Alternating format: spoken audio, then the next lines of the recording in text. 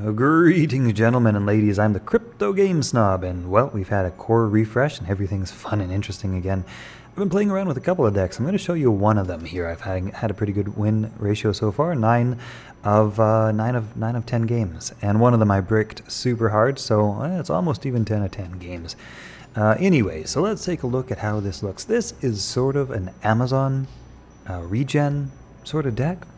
It makes use of a couple of new cards and a couple of old cards and a couple of in-between cards. We have Chiron, the teacher. Chiron's awesome. You know, relic removal, +1/+1. Can't argue with that. Not necessary in this deck. It's just kind of a nice little bonus. Not necessary. You could, throw in something else interesting in his stead. I'm actually still kind of refining this deck. So this is working pretty well, but it could be improved upon. I'll let you know in the future if I find a better version. We also have Marshwalker, which is awesome, and his new little brother, the Pyroshell Beetle, which is almost kind of like a Marshwalker. It's 1/3 instead of 1/4. It also has regen, and of course creatures get burned, which is cool, which is interesting. Yeah, so these two together are not confused. They have lots of stats. They have regen. These two together are just awesome. Love them. Black Jag, Underbrush Boar. Love me some Underbrush Boar, one of my favorite nature cards. If you don't have Underbrush Boars, Canopy Barrage would be a good stand-in there. Just that kind of removal option. Celestial Stag for some value generation. We have also Jersemi, who's been buffed from a 4/2 to a 3/3. Now that's a buff in my opinion, because it helps her to stick on the board a little bit easier, and this is a part of the regen part of this deck. She's got Roar and Afterlife of give each other creature +1 regen. That's nice. We have Managarmr, who's also been buffed.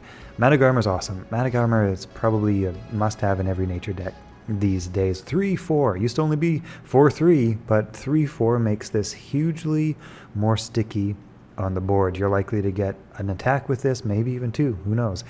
Yeah, Managarmr is huge now. I love me some Managarmr. We have Sing Song Satyr, which has also been buffed to a 3/3. I think this used to be like a 2/1 or something like that, maybe a 3/2. I don't remember. No, it wasn't a 3. It wasn't very good.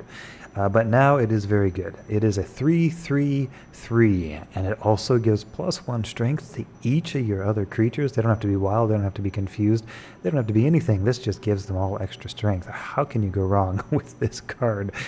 I love it. Archmonian Onslaught. I'll talk about that in just a minute.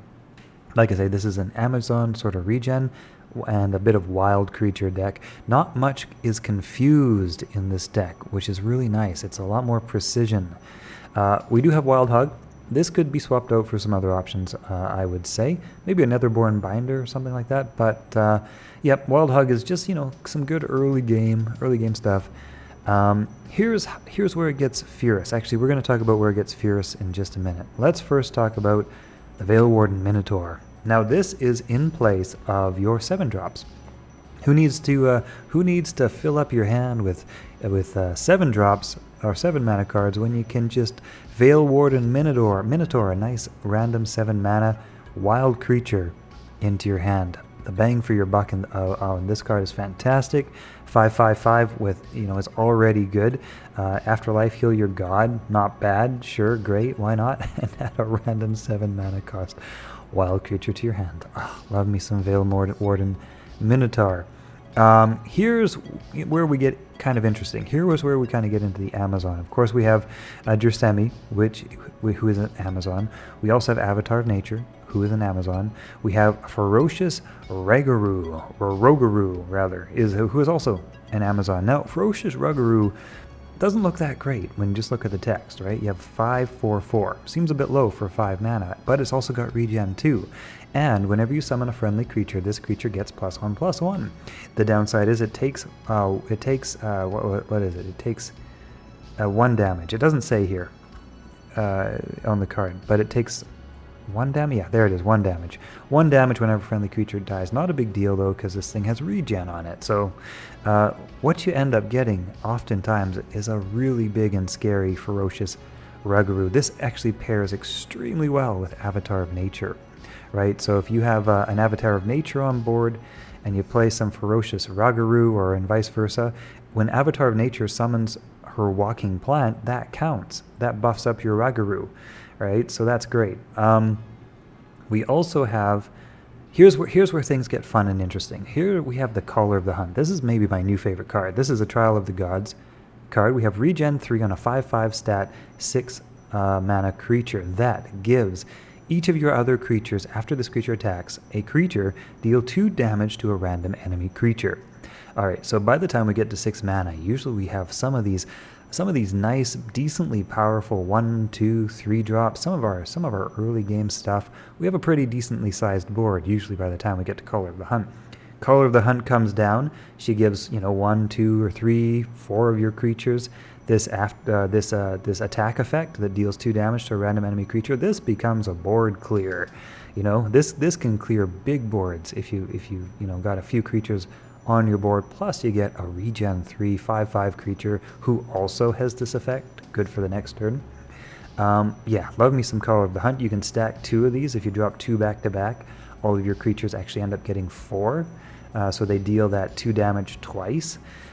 This goes through frontline, it goes through frontline, goes through hits can hit backline. That random 2 damage can go anywhere, except your opponent's god. So you're guaranteed to clear creatures. The next part of this, which pairs super duper well with Archimonian Onslaught. But like I say, Archimonian Onslaught is also good for any Amazon. Amazons get 3+3+3 and +2 and Twin Strike. So this could be your Avatar of Nature. This could be your potentially huge Ragaroo. This could be your Caller of the Hunt. Or this could be your Nightleaf Prowler. Now, Nightleaf Prowler is awesome because you get 3 3/2 creatures for 6 mana. You basically get 9/6 worth of stats, and they're hidden for 1 turn. That's the most important part. So you can drop this down, and chances are it's going to stick until next turn. If you have Archimonian Onslaught in your hand, ready to go for your next turn, your Nightleaf Prowlers suddenly become 6/4s with Twin Strike. They become insane. If you don't have Archimonian Onslaught, that's okay. These are still super solid. You can go 3 damage, 3 damage, 3 damage, 9/6 worth of stats. That's pretty fantastic. So of course you've also got the Jersemi, who is an Amazon, and yeah, that's basically your Amazon list. But that is enough. That is enough to make your Archimonian Onslaught really good. Your Caller of the Hunt, like I say, buffs up all your other creatures. This is an extremely fast, aggressive deck that can come from behind.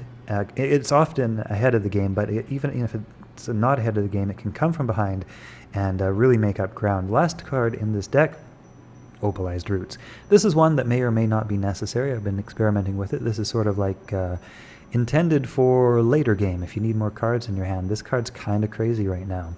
6 mana, and you add 5 random 3 mana nature creatures, not spells, anything, but creatures to your hand, and reduce their cost by 1. So for 6 mana, you are getting 15 mana worth of value, and you're reducing that down to a cost of 10 mana. That's crazy. So you could drop this down 1 turn and get, and on your next turn after that, you could drop down 3 of these 3 mana creatures, and just fill your board up with threats.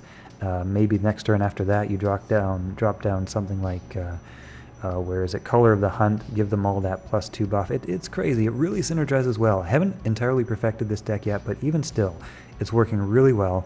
Let's get into some games.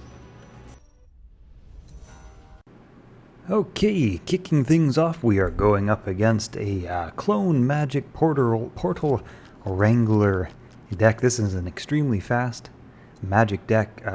It has been called but one of the most toxic decks out there. I think it's pretty cool. I haven't actually got all the cards to play it myself, so I haven't been able to try it out yet, but I'm looking forward to trying it out one day. Anyway, Portal Wrangler Magic, for those of you who are not familiar, it basically involves creating a scenario where you summon infinite portal Wranglers.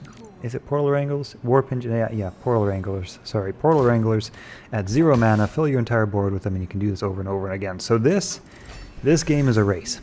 It's a race to beat Portal Clone Magic before Clone Magic can put its stunts down and do its thing and all that sort of good stuff. Well, luckily, we are using a deck which is extremely fast. We've got some nice 1 mana drops, we got some nice 2 mana drops, we got some nice 3 mana drops. We got lots of nice drops. Anyway, alright. Hope you guys are relaxed, comfortable, cozy, and I got my cup of tea here as I usually do. This game is, of course, pre-recorded, so I'm just going to sit back, watch, and commentate on you guys. We're going to do a few games here. I've got a few of them recorded, and you'll get a better feel for how this deck comes together. Actually, I'm working on a slight variation of this one now, which includes Trial of the Hydra, because there's so many wild creatures in this deck that Trial of the Hydra could be like the, another sort of game-swinging, game-ending card. Might be better than the Opalized Roots, which doesn't seem to come up that much, which is kind of the fun of building a deck. You build a deck, you play it, you see which cards you need, which ones you don't, which ones you never use, which ones are, kind of working, which kind of aren't. Opalized Roots is really a cool card. I really like the idea of it, but in this deck, I haven't used it all that much. And something like Trial of the Hydra, basically all we've got in this deck is Amazons and wild creatures. So Trial of the Hydra plus Harmony and Onslaught could be crazy good. Shadow Scryers, it's always good to take those out. They allow your opponent to foresee cards and just shuffle through their deck, find what they're looking for. Of course, in Portal Wrangling Clone Magic, that's the name of the game. You've got to set up your entire board with those 0-cost Portal Wranglers.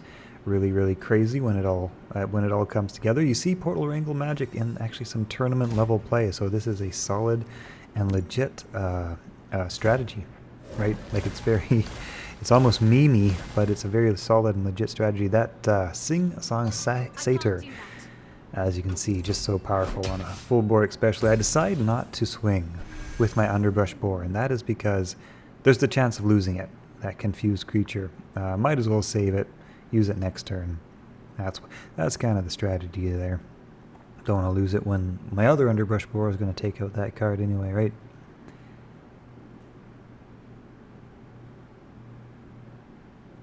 There's the Warp Engineer. So things are starting to get set up in his hand, and basically, like I say, we're racing. We're racing here. It's all about who can get there quickest, because this clone magic can get there extremely, extremely fast.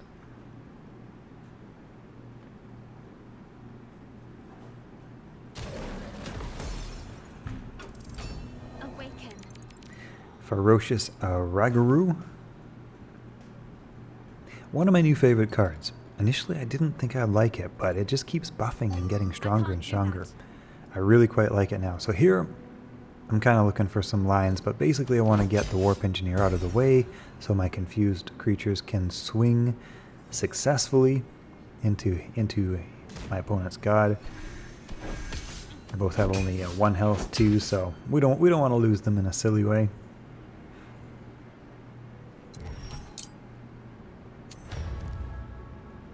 In retrospect, I suppose I could have swung the Wild Hog and see if he went, but yeah, whatever. This works too. But yeah, like you can see, a very, very fast deck, builds up extremely quickly. The Sing Song Satyr is a very, very strong card. Yeah, actually here we are at mana of 5, and we have just enough to finish the game thanks to the Rune of Strength. Alright, let's jump into the next game.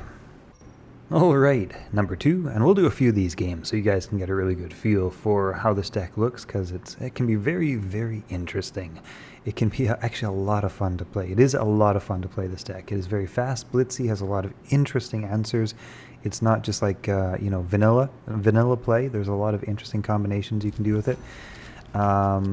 A lot of sort of early game aggro are kind of very vanilla in how you play them. They either work or they don't. But this one is, even though it's very, very aggressive, it also has quite a lot of interesting nuance to it when you start, throwing down things like Caller of the Hunt or Harmony and Onslaught and that sort of stuff. It can be a little bit more of a thinking deck, thinking man's deck, as it were. All right, so that's a very nice start for Deception 2, Hidden Jinxie Blade Duelists. Yeah, And we're looking at a lot of high mana creatures in hand. Not a great start. Not a great start. But like I say, this deck can be very interesting in how it can swing the tide of things. And that Pyroshell Beetle. Pyroshell Beetle? I'm not sure how to say that. Oh, I just love it. I just love that.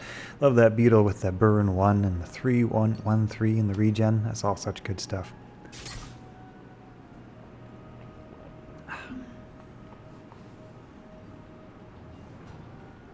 And to have these creatures in nature which aren't confused, it's really refreshing. Nature can be extremely frustrating in its confused creatures, and a lot of decks in nature just have a lot of 50-50 random game swinging hits or misses. So this is a very fun nature deck in that you'd only have like a couple of confused creatures. You got your Jags, you got your Managarmers, and you got your Underbrush Boars. Not Underbrush Boars. Yeah, Underbrush Boars and Wild Hogs. I guess there's quite a few confused creatures, but they're played in such a way, like Underbrush Boar, for example, is that automatic attack. You don't really feel like you have that much confusion in this deck. It's very manageable. Anyway, what we're looking at here is very scary. We have two hidden Switchblade Duelists. Both of them have been buffed with a Dark Knives at a 6/1 and a 5/1. Yep, and that hurts. That also hurts. And looking at my deck, yeah, still a whole lot of 5 and 6 drops, and we're only at 3 mana. That's not too good. That's not looking too encouraging. Celestial Stag. Now here I'm thinking that Pyroshell Beetle is nice just to get that burn on. At least we'll be able to reduce some of that incoming damage a bit. And of course, Avatar of Nature to the rescue, as it often is. Avatar of Nature. Now here's the interesting thing, guys, about the Pyroshell Beetle. The burn applies first. Okay, so watch what happens when we switch to the next turn. Watch his Jinxblade Duelist, which has that burn on it. Once again, ouch. Once again, ouch.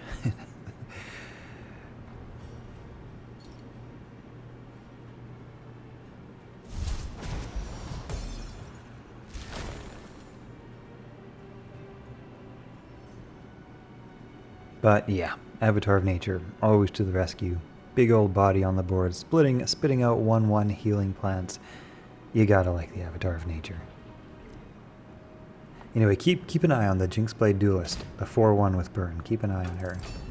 Alright, so the first applied effect is the burn, right? So before it can switch back to its beefy stat, that burn from that Pyroshell Beetle, who is now able to attack again and initiate another burn on the other one, is able to almost single-handedly take down these two Jinxblade Duelists that have both been buffed with Dark Knives, which is crazy. Pyroshell Beetle. Ah, it's a really good card. Really good card. In some other ways too, which I think I have a game example for, so I'll save it for that. But some interesting things you can do with that burn effect in this deck. But yeah, like I say, that Ragaroo, as soon as that healing bug, healing plant got spit out, the Ragaroo got buffed up to 5/5, and now he gets buffed every single time another card gets dropped on the table. I'm not sure if this actually applies to the Badger summons or not, maybe. I haven't tested that yet, but that might be an interesting God Power option. But yeah, anyway, we get 2 cards down, and we get +1/+1 each time we put a card down. Ragaroo gets bigger and bigger. And he's got that nice 2 regen, so you got a lot of value trades once you get him buffed up a bit. If you can get him to stick for just a turn or 2, he becomes quite the threat. I'm just grabbing the front line here to clear the path for my creatures. But as you can see, we've very much swung the game. At this point, we've got all sorts of just big bodies on the board. The Ragaroo's looking super scary. We are still quite low on health, quite down on health. 8 is not a huge amount of health, that is for sure. But we still have a walking plant, which will heal for 4, so that's at least something.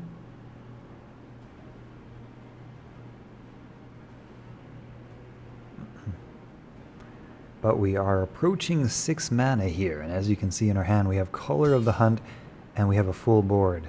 He's got that Lambasting Wand, which is not great. Means that we don't have that many turns to survive here, so we really have to do something about this board, which again, like I say, is looking very good at this point. But yeah, like I say, 8 health is not a whole lot. He's got 25 health still, and a Lambasting Wand means not good. But Color of the Hunt comes down, right? Now everything gets buffed up with that 2/2. Or with that 2 damage to a random thing, right? We also get more health and attack on our Ragaru, so that's great. So first off, I actually just want to trade out my bug. I don't want anything else to kill. I want to at least have something left on the board that I can kill my bug against, because I need to get that healing back. So that's why I threw the bug into the Guild Enforcer first. But there you can see how the Ragaru killed both those creatures with a single hit. And now we've just got all sorts of crazy good stuff on the board. Bing, bing, bing. There's the Rune of Healing. Very nice. And yeah, this game is looking much, much better. From quite a ways behind to quite a ways ahead. And that's, like I say, one of the nice things about this deck. Usually you're ahead. Usually you come out swinging and you're ahead. But if you're behind, it does have the capacity to come from behind.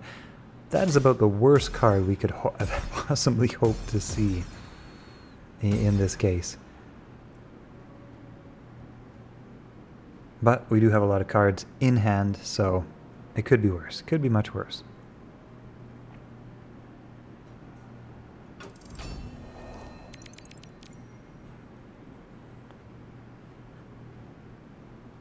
So you wouldn't want to play something like Opalized Roots at this point, because you would overdraw. It adds 5 cards to your hand, so the max you would want in your hand is something like 4 or 5 cards, maybe 4 cards, so that you don't overdraw your next turn. So Ragaru goes down, Ragaru, however you say that. So we can start buffing him up a bit. Also not going too wide here. Again, worrying a little bit about another Rapture Dance.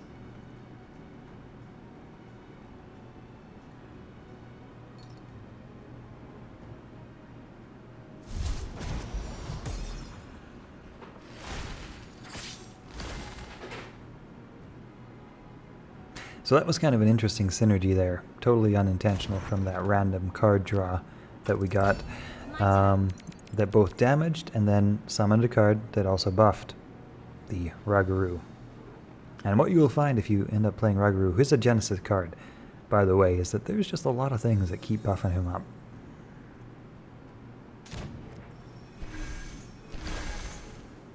Beetle Boy goes down. Canopy Sniper goes down. And now here, of course, we're worried about Rapture Dance, but it looks like our opponent only has 2 cards, so statistically it's not a great chance, so I'm thinking just kind of go all in here, right? We do have Opalized Roots in hand to totally refresh our card selection if need be, if we get another Rapture Dance.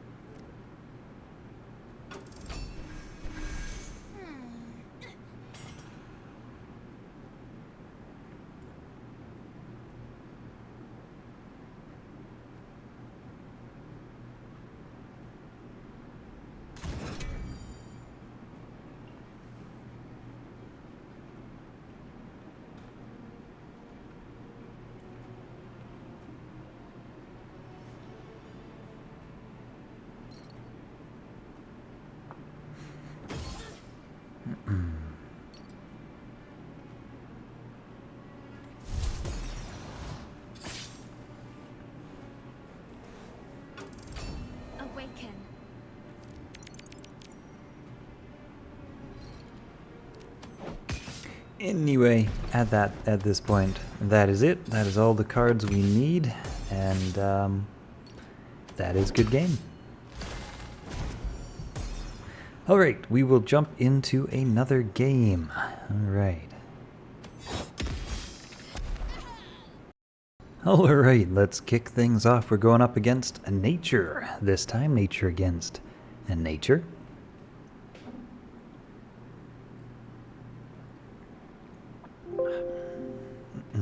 And don't mind me, as I do a little bit of video editing, as I record games, as I play games. Yep.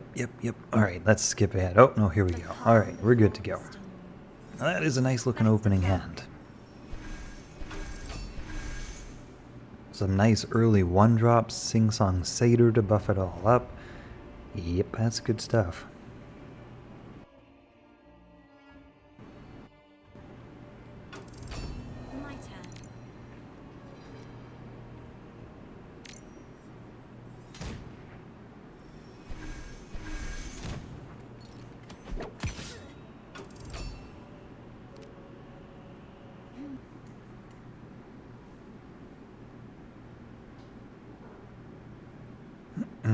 So this, this deck has no sort of early removal, no Canopy Barrage, no Lightning Strike. We are just creatures on the board. We're early aggro, of course. Underbrush Boar kind of acts like a Canopy Barrage, but better. But otherwise, yeah, our only spells are really Archimonian Onslaught, I think. Yeah, I think that's the only one.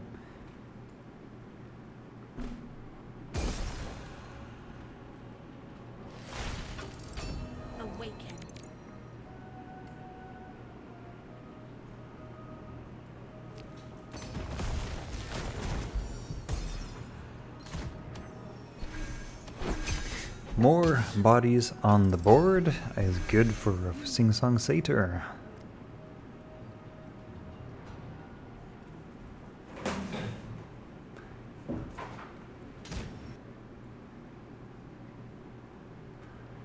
Low-hanging fruit makes me sad a little bit.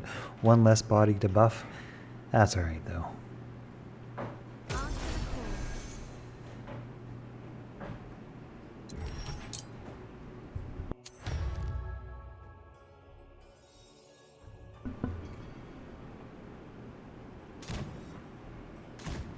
And that is the nice thing about the sing-song satyr, is that it buffs everything. You don't need to be wild, you don't need to be Amazon, you don't need to be confused. It just buffs everything.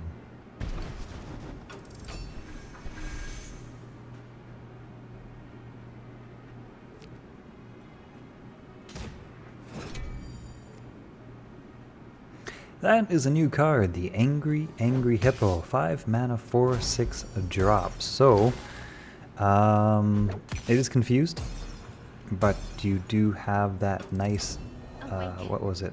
It was 4, it got buffed. So it was a 4/6, right? So that's a pretty decent counter attack.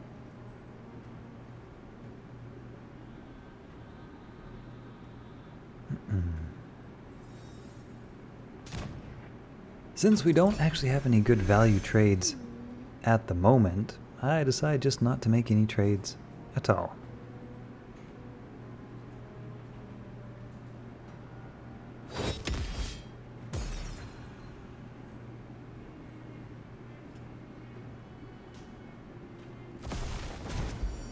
That was a very well-placed lightning strike, but there, as you can see, we now get that nice big 7-drop free of charge into our hand.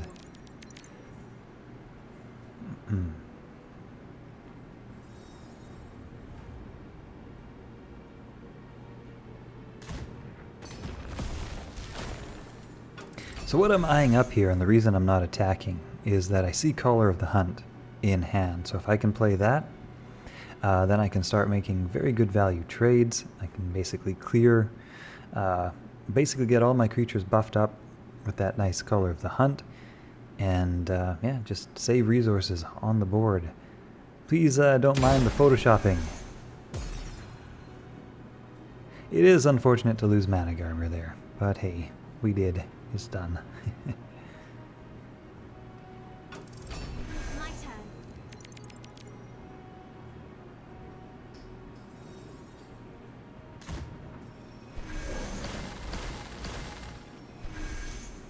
Alright. So as you can see, here's the interesting thing that I was talking about earlier. So if you saw that, when the PowerShell Beetle attacked, the Color of the Hunt secondary attack also applied a burn to the second creature that got hit. So basically when you attack with the PowerShell Beetle and you have the Color of the Hunt effect applied to it, that burn effect applies to the secondary target that's hit as well, which is pretty awesome. Here I'm super duper hoping that he doesn't hit Color of the Hunt. Luckily, he doesn't. Like I say, a lot of confused creatures usually in nature, and that is the problem with confused creatures in nature. They can be game swinging. Here's Archimonian Onslaught. Now, it's not my favorite to have to play it on a single card, but it can swing games, even on a single card.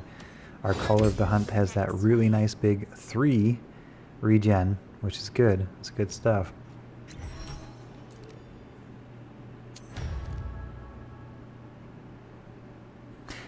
Honestly, I do not know how to respond with the limited emotes that we have. I feel like usually the thing I want to say isn't accountable, so what do? You put the sheep? I guess, what does sheep even mean? Do you guys let me know what you think sheep means in the comments. I'm trying to figure it out. I have no idea. Is it just a smile? Maybe? I have no idea. Yeah. So keep in mind, Color of the Hunt still has that 2 damage when something gets hit, right? Sing Song Satyr, such a great card now. And that is actually all that we need. So that's it. Good game. All right, let's do another one. Okay, this time we were going up against War, the God of War. All right. Veil Warden Minotaur, nice. Don't need it yet. Don't really want to start with Jorsemi, but hey, all that looks good. PowerShell Beetle, Wild Hog, and Chiron is excellent against War or Zombie Death, obviously. Any guys that tend to like to play relics, and War definitely is one of those, usually.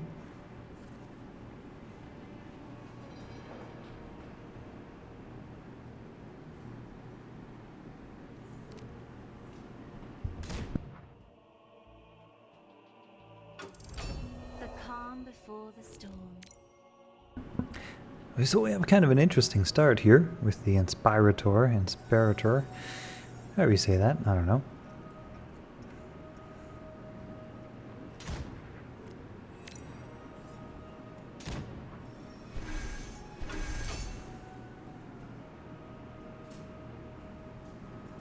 It is definitely fun to see people experiment with different decks. We have another Inspirator on the board.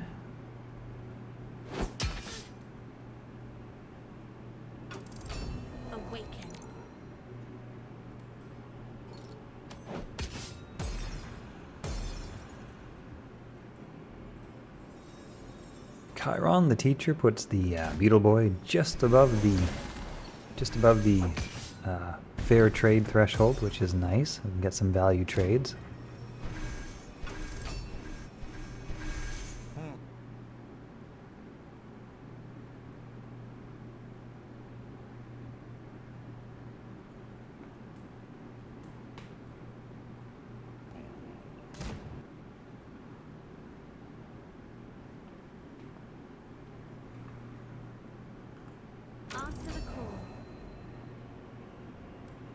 Now I do believe the what is she called? Valkyrie Raider? I can't remember. Did not used to be a 5/3. Used to be a 3/4. I haven't looked at this card yet, but I'm thinking maybe it went over to War only, possibly. I'm not sure. I'm gonna have to take a look because that is definitely different.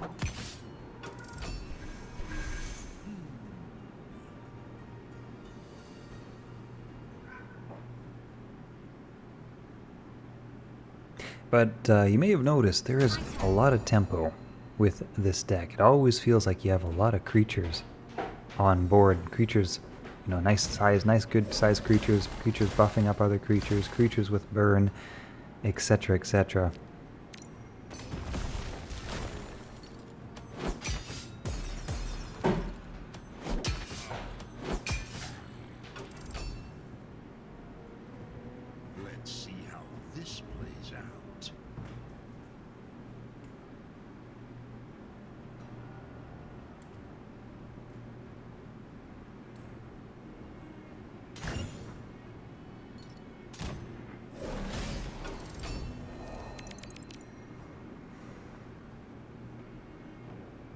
Unfortunately, still 1 mana away from Color of the Hunt, but that's okay.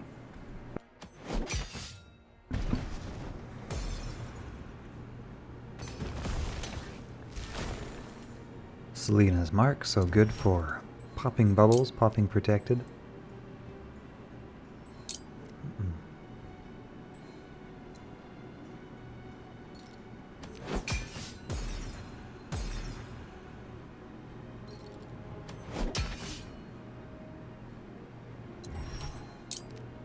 Now, I do like Rune of Strength, but kind of thinking some more cards might be helpful here instead. And they're not. Another opalized roots. Oh well.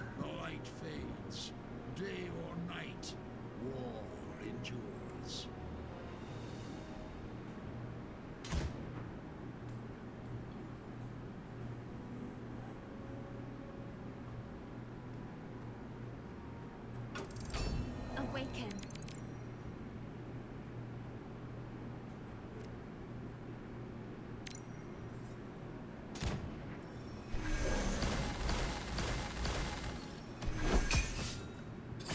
So nice to get those trades from Collar of the Hunt.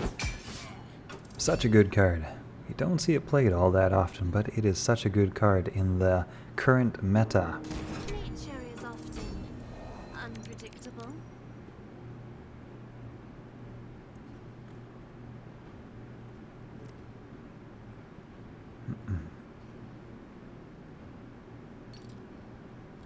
That is not possible.